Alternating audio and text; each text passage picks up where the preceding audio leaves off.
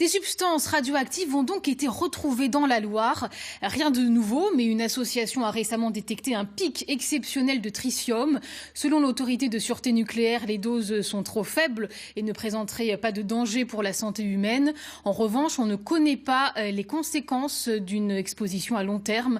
Xavier Nézet, Pierre-Dominique Lepé.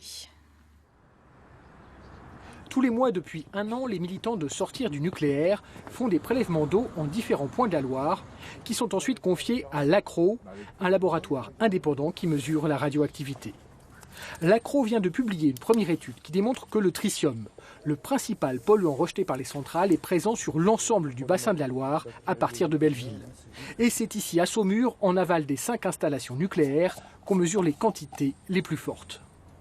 On s'aperçoit que le tritium, qui est donc l'élément radioactif le plus important en termes de quantité qui est rejeté par les centrales, impacte et contamine la ressource de notre eau de boisson et d'hygiène corporelle directement à longueur d'année en fait au fil des rejets et dans des quantités qui sont non négligeables. On est assez fréquemment au-delà de 20, 25, 30 becquerels, voire 40 ces mois derniers.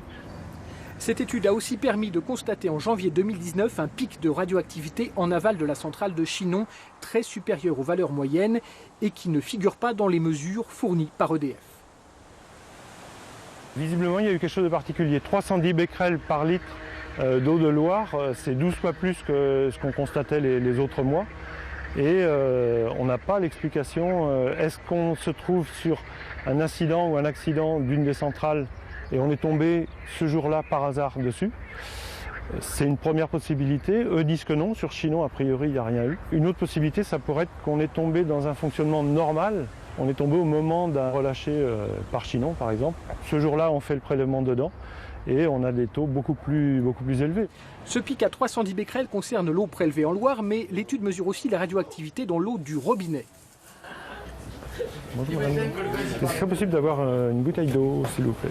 À Saumur, la moyenne se situe aux alentours de 20 becquerels par litre, très en dessous du seuil de danger fixé par l'Organisation mondiale de la santé à 10 000 becquerels par litre. Selon l'autorité de sûreté du nucléaire, il n'y a donc aucun risque pour la population. Aujourd'hui, les études montrent, en l'état actuel des connaissances, qu'il n'y a aucun danger à boire une eau qui a des taux très faibles de tritium. Après, l'ASN reste à l'écoute de l'évolution des connaissances. Donc, en fonction des connaissances, l'ASN pourra revoir son jugement. Mais aujourd'hui, il y a un consensus qui est très fort sur ce sujet. Et cette valeur de 10 000 becquerels par litre fixée par l'OMS reste une valeur haute. Le consensus n'est pourtant pas absolu au sein même des services de l'État. L'IRSN, l'Institut de radioprotection et de sûreté nucléaire, confirme qu'il n'y a pas de risque immédiat pour la santé à boire de l'eau contaminée à moins de 10 000 becquerels par litre. Mais il déclare en même temps qu'on ne connaît pas les effets à long terme d'une exposition prolongée à ces microdoses. Il déclare en même temps qu'il n'y a pas non plus d'études précises des conséquences de cette pollution sur l'écosystème de la Loire.